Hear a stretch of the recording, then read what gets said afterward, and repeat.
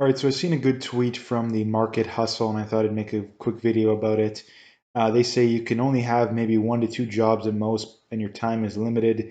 But you can own as many dividend stocks, rental properties, and other cash flowing assets as you want, and they'll work hard for you 24/7, make you more money. Now, again, this is one of the biggest things that separates the wealthy and the rich from the average person. And again, the big excuse you hear from your average person is the classical, the system is rigged, all that stuff. And I believe that to an extent. But on the flip side, again, if people aren't willing to take responsibility, then like nothing is going to change, right? And I mean, the other big thing too is that like people complain that think that the system is corrupt, but yet they refuse to vote for anything fundamentally different, right? People seem to think that voting for the same thing over and over again is going to get a different result. Um, but again, when it comes to this stuff too, if you're complaining about how hard it is for you to get by, the first thing that I would ask people is, okay, well, how many streams of income do you have? And if they say one, well, honestly, I can't have sympathy for them, right? It's impossible because if you only have one form of income being your job, then it's a confession that you don't really care all about that much about your financial well-being. Um, and people say, well, what do you do with other ones? Okay, well, there's many that are very easy, right? I mean, stocks, options. There's many things. A second job. Um, doesn't matter, right? Rental properties are another one. I mean, just Google it. Like, there's probably hundreds of ideas for ways of making extra money if you look up these ways, and a lot of them require no effort. I mean, putting money in stocks requires no effort at all, right? I mean, a tiny bit, but virtually none.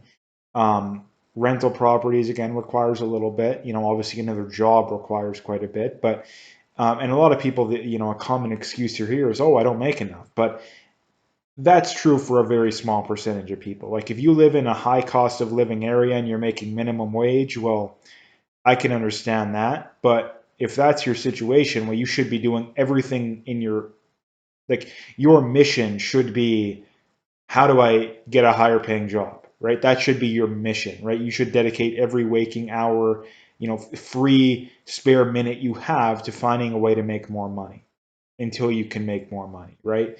But a lot of people that make that excuse, it's not an excuse, right? The problem is people spend too much money on stuff they don't need, right? That's the biggest problem, right? I guarantee you 90% of people that make that excuse, it's that they're spending more money than they should be, right?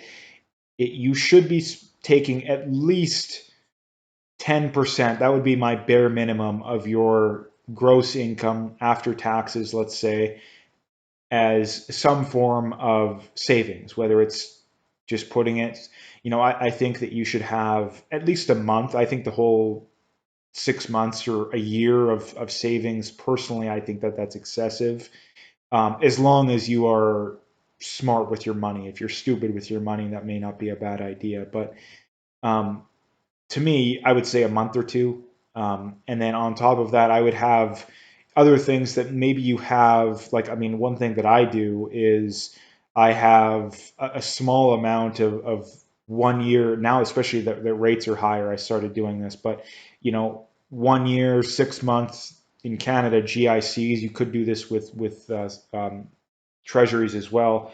But again, like you're getting, EQ Bank 5.1%. I think we're up to on a 1 year GIC. Like that's not great, but it's solid.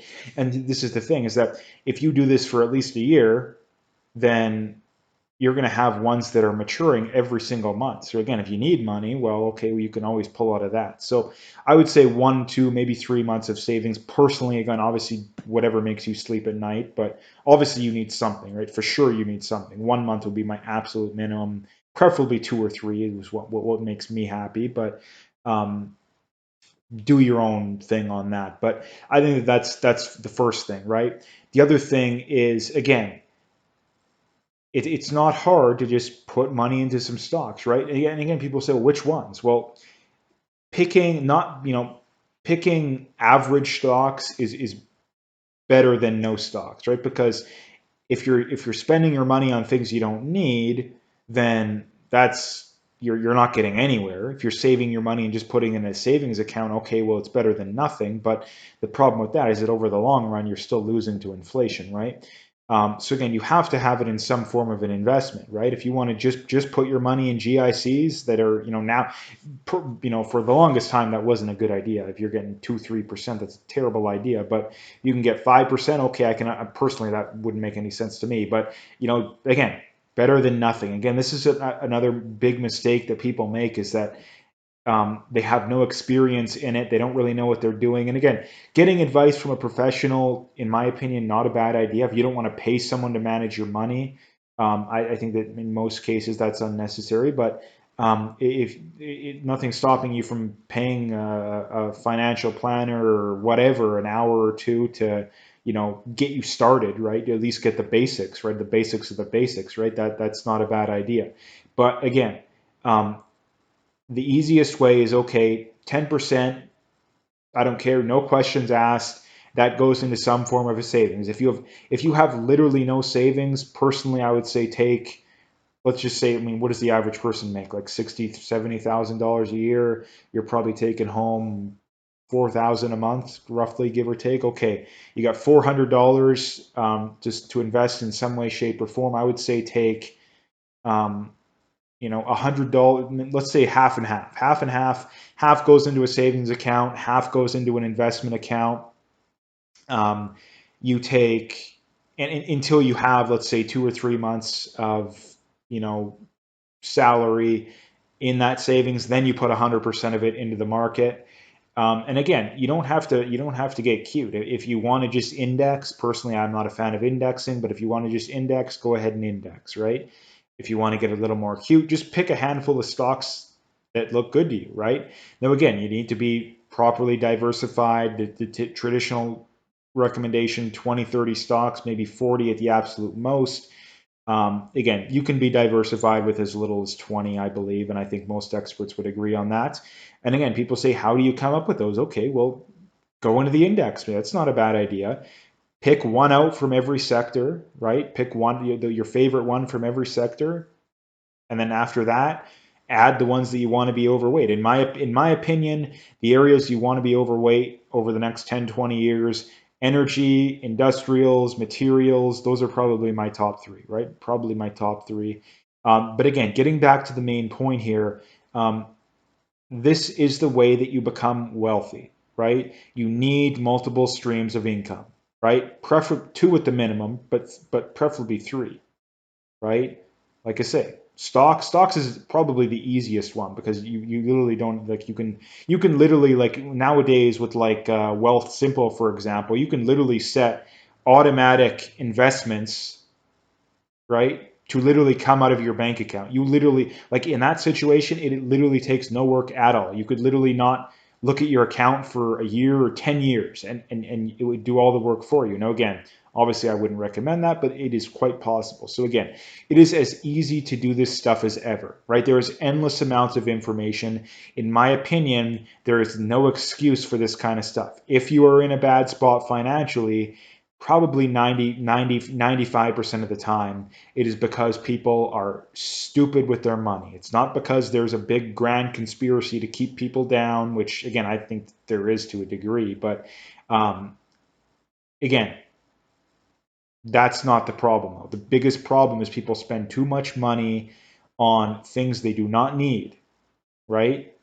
And this is the other thing too. Come up with a budget, right? Come up with a budget. This is how much goes towards my rent, groceries, gas. This is how much I'm going to invest. And again, you probably should have a little bit, set aside for spending too. You don't want to live like bare bones, like nothing. You should have a little bit of money to have some fun with. But the most important thing is financial independence, right? Because again, would you rather have the latest pair of shoes or the nice fancy car, or would you rather prevent yourself from going homeless if you lose your job or having to go into more debt, right? That is the big problem. So anyway, just wanted to make a video about that because I think it's really important, and I don't think that enough people understand this stuff. So anyway, hit that like and subscribe if you haven't already, and stay tuned for more.